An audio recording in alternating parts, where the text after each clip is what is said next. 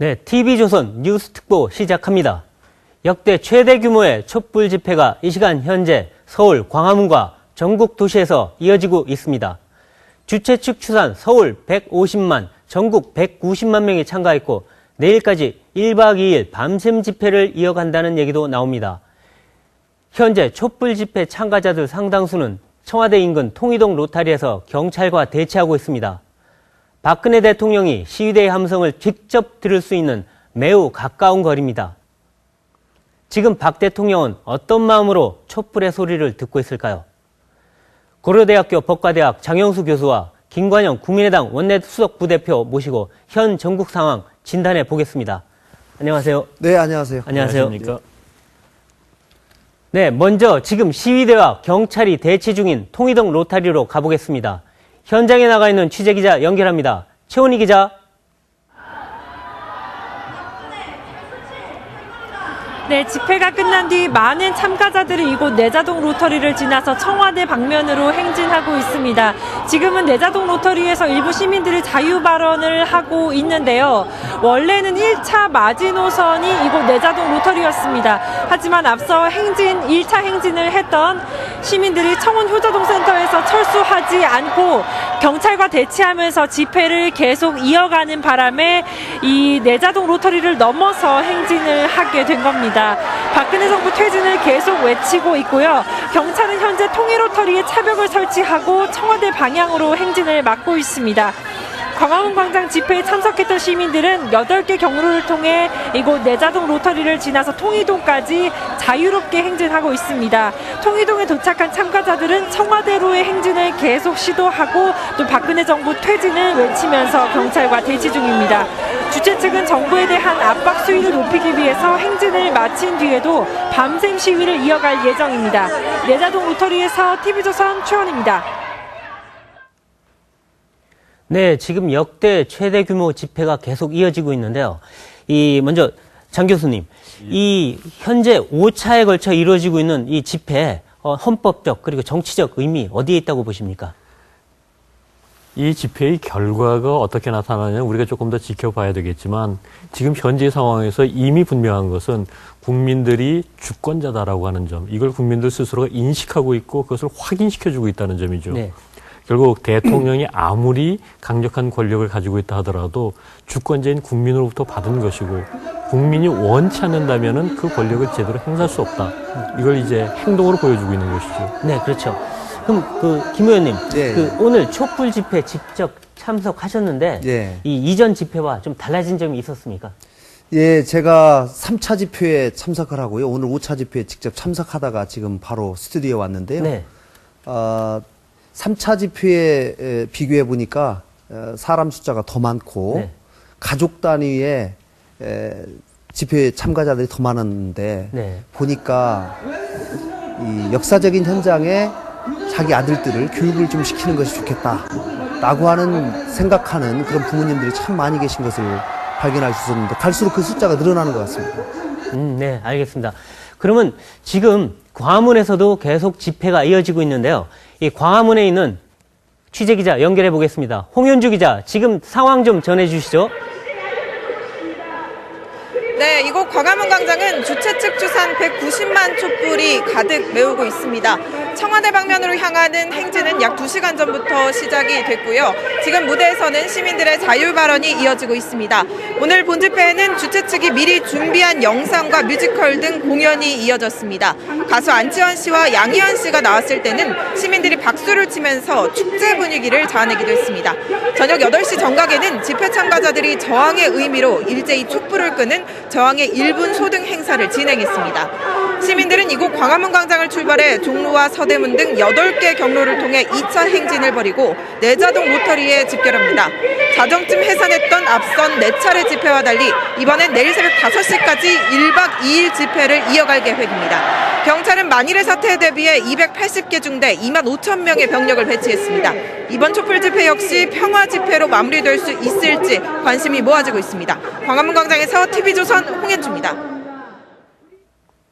네, 그럼 여기서 오늘 촛불 집회와 과거 대규모 집회 시위를 한번 비교 분석해 보겠습니다. 민주화 시대 집회 시위 대표적인 사례는 아무래도 4.19 혁명, 60항쟁, 탄핵 반대 집회 등이 있는데요. 준비된 도표 먼저 보면서 설명 좀 드려보겠습니다. 자, 4.19 혁명. 아무래도 이승만 대통령의 부정선거 때문에 일어난 거고 결국 이 대통령 하야까지 일주일 만에 이어지는 그런 상황이었는데요. 당시 한 10만 명 정도가 최대 인파였습니다. 그리고 60항쟁 본다면 뭐 4.13 호원 조치 때문에 일어났고 결국 20일 만에 6.29 선언으로 끝이 났죠. 그때도 인파는 수십만 명이었습니다. 뭐 탄핵 반대 집회 본다면 노무현 대통령 탄핵 때문에 일어났고 결국 이 2달 가까운 그 탄핵 그 논란 속에 결국엔 탄핵 기각으로 끝났습니다. 근데 요번에는 이제 이 최순실 국정농단 사건 때문에 일어났는데 이게 지금 5차에 걸쳐서 오늘에 걸쳐서 일어났고 이 지난 2주 전만 해도 100만 명이다 했는데 오늘만 해도 주최 측 추산입니다만 190만 명이다. 이렇게 지금 역대 최대 규모라고 합니다. 그럼 이거에 대해서 과거 집회와 지금 우리가 보고 있는 이 현재 촛불 집회 어떤 차이가 있는지 장 교수님 어떻게 보십니까? 예, 일단 이러한 집회들의 성격의 변화를 통해서 민주화의 척도를 볼 수가 있는데요. 1960년 당시에 있어가지고서는 어떤 정부의 부정에 대해서 국민들이 대규모 집회 시위를 했었을 때 경찰이 총격을 가했습니다. 네. 수많은 사람들이 죽고 다치고 결국 그 결과로서 이승만 대통령이 하야를 했었죠. 1987년 6월 항쟁 같은 경우에 있어서는 이제 이 50 정권에 있어서의 어떤 그런 강력한 억압 정치에 대해서 이제 시민들이 반발하고서 대규모 군중 집회를 했었고, 네. 그때도 많은 사람들이 유혈 충돌이 있지 않을까 두려워했었습니다. 네. 하지만 다행히 유혈 충돌 없이 결국 6.29 선언을 통해 가지고 국민들의 요구를 갖다가 수용하면서 마무리가 됐었습니다. 네. 그리고 오늘의 집회 같은 경우에 있어서는 경찰이 발포하고 유혈 충돌이 일어나리라는 우려를 거의 안 합니다. 그렇죠. 없죠. 결국 그만큼이나 이제 국가 권력이 시민의 국민들의 목소리를 갖다가 받아들이는 데 있어가지고 어떤 강제력으로 하는 것은 한계가 있다는 것을 이제 받아들이는 변화가 있었고 네. 또 거기에 상응해서 시민들도 성숙한 질서의식, 시민의식을 갖다 보여주고 있는 네. 그런 집회의 발전이 있었다고 봅니다. 네, 그렇죠. 우리 김 의원님도 뭐 80년 대학번이시고 과거 이 민주화 운동 많이 보셨을 텐데 뭐 그때랑 비교도 하지만 지금 보면 그때는 그래도 독재 정권도 거기에 응한 면도 있었어요. 6.29라는. 네. 근데 지금 박근혜 대통령이 좀 거기에 대해서 대답이 좀 없다. 이런 얘기도 있는데 어떻게 보십니까?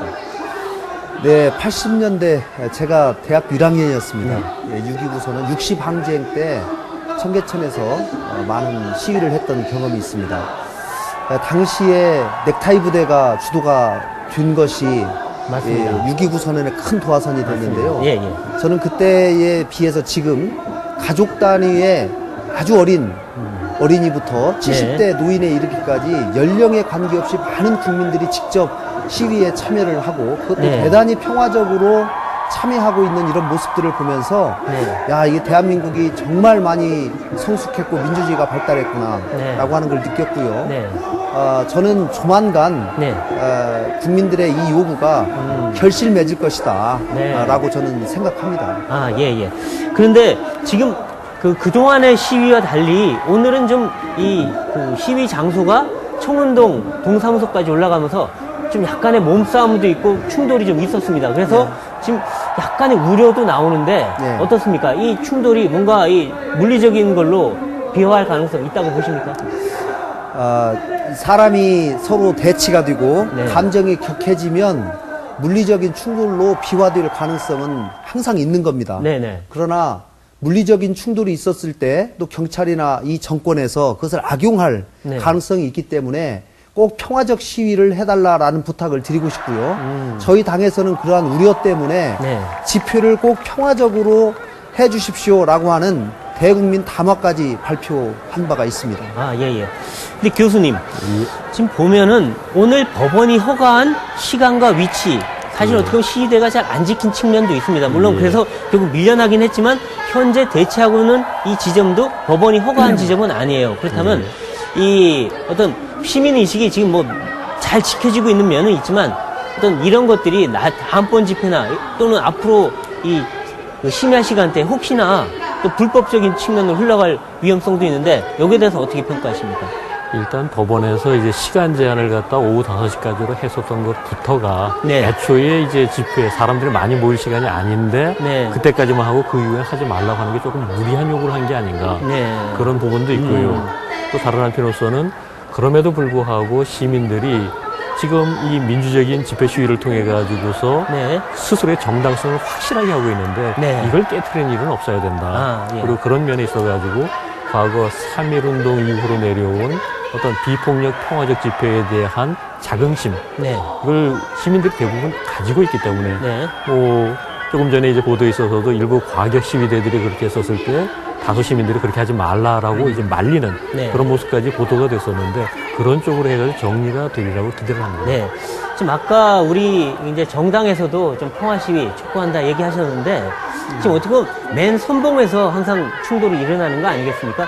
근데 지금 보면 이제 여야의 지도부급, 그 다음에 대선주자급 되는 분들이 사실 집회에 참여했다가 저녁 시간 되고 1차 집회 끝나면 빠지는 그런 모습인데 선두에 서서 정당에서 좀 역할을 해줘야 되는 거 아닙니까? 그런 부분에 있어서는.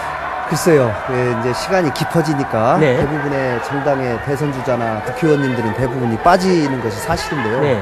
저희가 그러나 긴장을 늦추지 않고 이 사태를 계속 지켜보고 있고 네. 또 특히 경찰이 무력을 혹여라도 사용하거나 네. 또 무리한 진압 행위를 할 경우에는 저희가 계속 사태를 주시하면서 경찰청장이라든가 네. 또 방호 책임자라든가 이런 분들에게 직접 전화해서 네.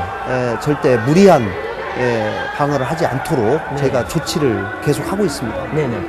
지금 이번 사태 사실은 뭐 대통령이나 정치권이 뭐 해결을 해주면 좋은데 특히나 대통령께서 근데 그게 안 되고 있으니 이제 탄핵 얘기가 나오는 건데 이게 어떻게 보면 헌법적인 해결 방법 중에 하나인데 오늘 이 대규모 역대급 최대 규모의 이 촛불 집회가 이 탄핵에 앞으로 국회에서 있을 탄핵 의결에 어떤 영향을 줄 거라고 생각하십니까? 결국 이제 국민들이 요구하는 것은 박근혜 대통령의 퇴진인데 네. 이 퇴진은 결국 자진해서 퇴진하느냐 아니면 강제적으로 퇴진하는 두 가지밖에 없지 않습니까? 네. 그리고 이제 자진해서 퇴진하게 된다면 문제가 거기서 끝날 거고 그렇지 않을 경우에는 결국은 이제 탄핵, 강제 퇴진으로 갈 수밖에 없고 만약에 이제 국회에 있어서도 이런 국민들의 요구를 갖다가 느낀다면은 네. 탄핵 소추가 이제 조금 더 빨라지지 않을까. 네. 내지는 이걸 더 늦추는 일은 없지 않을까라고 생각을 합니다. 네. 지금 뭐 이 영상에서 보고 계십니다만 지금 촛불 집회 상황은 그 폭력이나 이런 상황은 전혀 아닙니다. 상당히 차분해졌고 아까보다는 굉장히 정리되어 있는 그런 모습이고요. 또 광화문에서는 계속해서 어떤 문화공연 이런 분위기로 가면서 약간 축제성의 의미도 보이고 그런 면에서는 굉장히 성숙해 보입니다. 근데 다만 지금 통이동 로타리에서 있는 상황은 또 경찰과 대치하고 있기 때문에 지금 혹시나 모를 이 우발적인 충돌 이것 때문에 지금 계속해서 지금 뭐 경찰도 그리고 시위대도 그리고 언론도 계속 주시하고 있는 상황입니다. 계속 이 토크 이어나가 보겠습니다. 네, 지금 그래서 요번 촛불 집회가 예. 이제 탄핵 의결에 지금 예. 영향을 줄 것 같은데 예. 2일날, 9일날 예. 탄핵 의결 될 거라고 보십니까? 네, 저는 될 거라고 봅니다. 아, 예. 그럼 예. 비박들이 대부분 참여하고 친박들도 찬성할 거라고 보십니까? 예, 제가 국회의원으로서 지금 4년 좀 넘었는데요. 네. 사실 국회의원도 헌법을 준수하기로 선서를 합니다. 네, 그렇죠. 헌법을 준수해야 할 책임이 있기 때문에 네. 대통령의 이러한 헌법 위반 또 중대한 법률 위반 등에 대해서 탄핵을 해야 되는 것은 국회의원으로서 의무라고 생각하고요. 네. 조그마한 양심이라고 있다고 한다면 국민들의 뜻을 받들어서 탄핵에 참여하고 찬성하는 것이 맞다고 생각합니다. 다만 대한민국은 이 정치계에서는 이 소위 의리 네. 뭐 이런 것을 또 상당히 중요시하는 그런 맞습니다. 문화가 있는 것도 예, 예. 사실입니다. 네. 뭐 이탈하면 배신자다. 그러나 지금은 국민을 먼저 생각하고 대한민국을 생각하느냐 아니면 대통령 개인을 생각하느냐라고 하는 중대한 의사결정을 해야 된다고 생각을 하고요. 네. 역사적으로 보면 국민과 대한민국을 생각하는 의사결정이 맞았다라고 네. 하는 말씀을 드리고 싶고 새누리당에 많은 의원님들의 용기 있는 결단이 있을 것이라고 저는 생각합니다. 네, 그렇군요. 근데 혹시나 네. 오늘 이 박근혜 대통령이 지금 보면 청와대에서 단 200m 떨어진 곳에서 예. 오늘 시위가 있었습니다. 그리고 박근혜 대통령에 대해서 여러 가지 요구에 말을 내놨는데 아마 박 대통령도 관저에 있었든 아니면 이 사무실에 나와 있었든 아마 듣고 계셨을 것 같은데 박 대통령 어떤 심경의 변화 있을 수 있다고 보십니까? 저는 심경의 변화가 있어야지 맞는데요. 네. 이 박 대통령님이 평소에 네. 이 정상적인 의사결정들을 잘 안 해주시기 때문에 쉽지 않을 거라고 생각합니다. 그리고 이미 검찰 수사 받겠다, 특검 수사 받겠다 다 얘기해놓고 특히 검찰 수사까지 거부하는 국민들 앞에서 뻔뻔하게 거짓말을 하는 모습을 보면서 아, 이분이 스스로 내려오거나 심경의 변화를 일으키는 참 쉽지 않겠구나 라고 하는 거를 저는 확인을 하고 어쩔 수 없이 탄핵을 할 수밖에 없다. 네. 예, 이런 상황이라고 말씀드리겠습니다. 네, 그렇군요. 근데 뭐 이거는 아무래도 김관영 의원이 야당 의원이시니까 좀 참고해서 시청자들도 들어주시고요. 뭐 박 대통령이 어떤 결정을 할지는 아직은 아무도 모르는 상황이긴 합니다. 근데 여기서 오늘 보면 탄핵을 위해서는 김무성하고도 네. 또 악마하고도 손잡을 수 있다. 박지원 원내대표가 또 네. 비대위원장이 얘기하셨는데 네. 이거 갖고 지금 뭐 좀 민주당에서 말이 많습니다. 네. 이 왜 부역자들과 연대하냐 이런 얘기하는데 부역자들과 연대하는 겁니까? 그럼 민주당에게 물어보겠습니다. 네. 그러면은 탄핵을 가결시키려면 네. 그러면은 새누리당과 손을 안 잡아도 가결시킬 수 있는 겁니까? 그건 아니잖아요. 네. 지금 야당 표가 다 합쳐도 무소속까지 다 합쳐도 172표이기 때문에 네. 적어도 28명의 새누리당 의원이 참석을 해야 되기 때문에 네. 지금 국민들은 이제는 탄핵 국면으로 가 있습니다. 네. 반드시 탄핵을 해라라고 네. 하는 것이 국민의 요구이기 때문에 거기에 국회가 부응하기 위해서는 어떻게든지 28명의 새누리당 의원들을 우리에게 같이 동참할 수 있도록 하는 노력이 필요하기 때문에 네. 당연히 탄핵에 관해서는 연대가 지금 절실한 것이죠. 네. 예. 그럼 이게 탄핵만이 아니라 개헌이나 정치적 연대까지도 나와서 아마 이런 얘기 하는 거 아닌가 싶은데. 민주당이 아마 그런 것까지 생각을 하면서 좀 견제를 하는 것 같아요. 네. 그러나 저는 그것은 좀 오바해서 생각하는 것이라고 생각하고요. 지금은 탄핵 국면이다. 적어도 탄핵을 위해서는 네. 어떤 세력과도 손을 잡아서 탄핵에 찬성하던 사람은 저희가 가서 손을 내밀어야 된다. 네. 이렇게 생각합니다. 네, 알겠습니다. 교수님, 또, 탄핵 얘기 조금만 더 이어가죠. 이 만일 이제 탄핵이 된다면 권한대행 체제가 되는데, 지금 야권 일각에서는 이 황교안 총리가 권한대행 되는 거는 안 되겠다. 이런 얘기를 하는데, 그 지금 탄핵 되기 전에 총리가 바뀌지 않는 다음에야 권한대행 되고 나면 바뀔 수가 있는 겁니까? 곤란하죠. 곤란한가요? 예. 왜냐면은 실제로 이제 권한 대행 상태에 가지고서 네. 과연 누가 이제 총리를 갖다 어떤 식으로 바꾸느냐. 네. 거기에 대해서는 법적인 근거가 전혀 없을 뿐만 아니라 이 권한 대행이라고 하는 것 자체가 일종의 임시적이고 잠정적인 것입니다. 네. 그리고 그걸 갖다가 다시 바꿀 수 있는 절차가 아무것도 마련된 게 없습니다. 법적인 절차가 없다? 예. 그렇군요. 그럼 이 권한대행의 권한을 갖고도 또 논쟁이 많은데, 권한대행은 대통령 역할을 똑같이 하는 겁니까? 아니면 그 역할이 제한되어 있는 겁니까? 지금 권한대행이라고 하면 방금 말씀드린 것처럼 이제 잠정적이고 임시적인 것이기 때문에 네. 결국 이 권한대행의 역할에 논란은 있습니다. 여기서 법적으로 명문의 규정은 없는데 네. 다수의 해석은 이것은 어떤 새로운 일을 갖다 벌리는 것보다는 네. 기존의 상태를 갖다 현상 유지하는 그런 정도의 제한을 두는 것이 타당하다. 이게 이제 헌법학계의 다수설입니다. 그래요. 근데 지금 국민들이 굉장히 궁금해하는 게 그러면 그 권한대행이 외치 분야까지 안보, 국방, 그 다음에 국가를 대표하는 국가 원수로서 외교적인 정상외교 다 할 수 있나요?